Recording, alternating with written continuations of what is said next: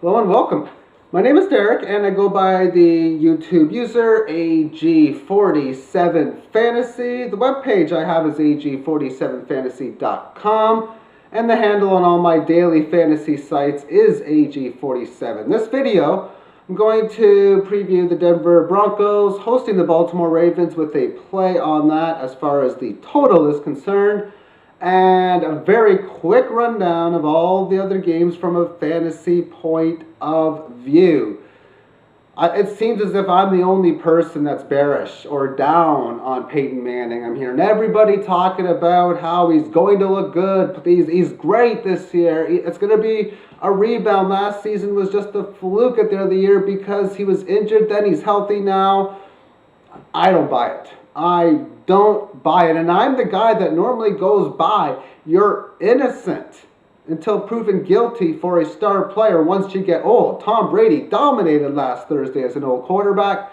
I don't think Peyton Manning's going to do well on Sunday. The offensive line for the Broncos has been depleted, losing Ryan Clady amongst others. I think it's amongst one of the worst offensive line in football. That's got to hurt him. It's going to hurt C.J. Anderson in the running game. And now we got these fingertips he's lost feeling in. I don't know what that means, but I don't think it could be good. Is that going to affect his accuracy, his precision? If the answer is even a decent amount, that really puts him in the bottom tier of quarterbacks, in my view of it. And that's not good for the Denver Broncos and their offense. As far as the Baltimore Ravens are concerned, Steve Smith is the only good receiver I can find on that team. I like Justin Forsett, but here they're playing a road game against this Denver defense that is stout.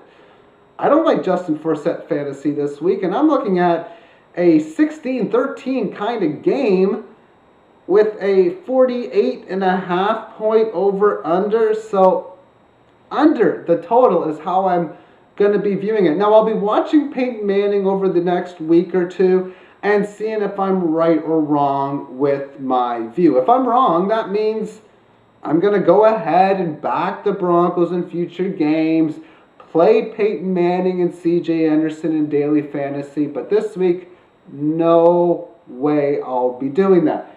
Now let's go through a quick rundown on the other 14 games on a fantasy point of view. We'll start off with Green Bay at Chicago. Green Bay has done very well historically on the road in Chicago. I love this as my second fantasy game of the week. Aaron Rodgers, Randall Cobb, Devontae Adams, Eddie Lacy, and if you can get Adam Jones on sites that allows him to play for the cheap price, I think he's worth a look as well for Chicago. All I like is Matt Forte. Kansas City against Houston. I love both the defenses in that contest. For Houston's offense, Hoyer sucks, and I'm concerned that Hoyer played well with Cecil Shorts in the offseason. So I'm not going to touch any offensive receiver or quarterback on Houston. But Alfred Blue is playing up against a Kansas City team vulnerable against the run at home, and he's cheap to buy. You know what? I think he's worth putting in your lineup. Kansas City, getting Jeremy Maclin in your lineup, I think is a good idea, but I would pass on playing Jamal Charles and go with the other stout running backs. Cleveland versus the New York Jets. Again, I like both defenses there. The Jets more so than Cleveland, but I'm not going to be playing any offensive player in that game. Indy Buffalo, I talked a little bit that with my video yesterday. Tyrod Taylor, I like okay, and I love LaShawn McCoy. Miami taking on the Washington Washington Redskins. Miami, I like Ryan Tannehill a bit. I love Jarvis Landry, and I love their defense for that game. I'm not a too big fan of Lamar Miller. Carolina at Jacksonville in that game there. Carolina, Ted Ginn Jr., very on the minimum cost to buy.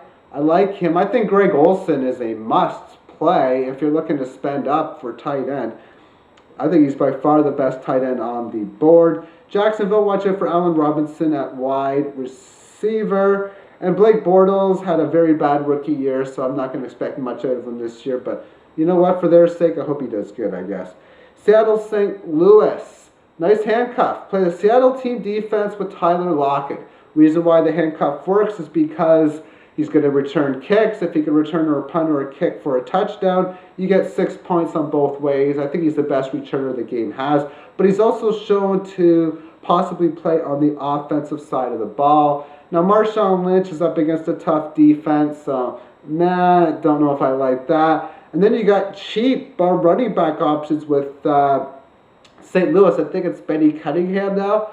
You know what? I don't like it because the defense is amazing for the Seattle Seahawks, but there's no Cam Chancellor. Can Brian Quick get him downfield? And you know what? I probably wouldn't chance it. New Orleans against Arizona. I think it's 4 touchdowns shy of, what is it, 400 or a century mark for Drew Brees. Something to consider. Brees, not the worst of starts. Brandon Coleman, minimum cost. Definitely worth the play in a tournament, I think. Brandon Cooks, he's a little pricey, but he's their best receiver that they got. As far as Arizona's concerned, definitely want to consider their quarterback against the weak defensive play of New Orleans, which is Carson Palmer. And then just try to find whatever receiver to go with him. Detroit at San Diego. Golden Tate is a safe play for the Detroit Lions, but I wouldn't play any running back on that team. For San Diego, I don't like anyone on San Diego. Tennessee at Tampa Bay. I was expecting months before when the preseason started that this was a great play for Tampa Bay.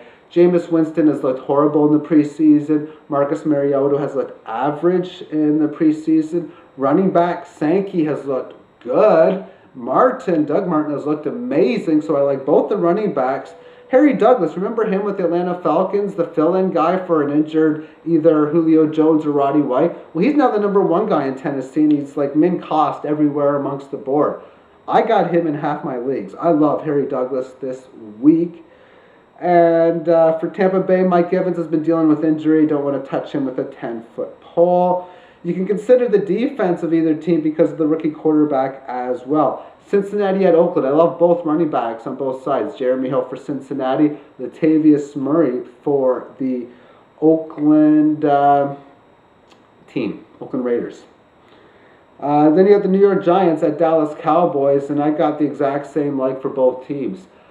Quarterback receiver. For the Giants, take Eli Manning and Odell Beckham. Beckham, I think, is going to have a big game, but so will Des Bryant and Tony Romo as well. As far as running backs concerned, I don't think it's a bad gamble to go with Darren McFadden. The reports were that the coaching staff were liking McFadden the most. They're talking about a committee role. But don't be surprised if McFadden becomes the lead back as we get in the season. Whether he'll take it on week 1 remains to be seen. And now Monday night, the fantasy game of the week, which is Philadelphia at Atlanta. There's about 7-8 guys I like on this game. First off, the Philly defense in any given week I think is almost worth taking because of their aggressive nature. But for Philadelphia offense, quarterback Sam Bradford is amongst the best quarterbacks to pick. You also have Jordan Matthews. I love Nelson Aguilar. DeMarco Murray at running back, I think, is a good pick. Everyone's been dogging him this year, making him like the 10th, 12th running back and pricing him accordingly. I think he's a top running back still. And Darren Sproles, tournament play, cheap price to buy. He's always a threat to get a touchdown and get like 3 or 4 catches. And in the high-tempo offense where a bunch of guys will play, I like him as a small flyer, but he's got a lot of risk. He's got a lot of reward. As far as the other side of the ball with the Atlanta Falcons, rookie Coleman for Atlanta. Cheap cost. Maybe he's a great player. He's another risk-reward type of guy. And Julio Jones and Matt Ryan, I love that combination. I don't know if I'd play Roddy White, though, or any other player on the Atlanta Falcons, though. Final game, Minnesota at San Francisco. For the second time, Adrian Peterson has told Marshall Faulk that he's going to run for 2,500 yards. The last time he said it, he won MVP. Didn't play last year. He's very talented. I got him ranked #1 this week as far as running backs are concerned, well, him and Lacey pretty much 1 and 2. But I got him in a lot of lineups. Definitely think he can go out and have himself a very good game. And that'll be it. Now, finally, if I should talk about second-year quarterback Teddy Bridgewater. I thought he had a very good rookie year. I'm going to look the next 3-4 weeks to see if he can progress into being that top 10 quarterback they drafted him to be. Definitely worth a look in daily fantasy as well. Thank you for tuning in. Enjoy week 1. Bye-bye.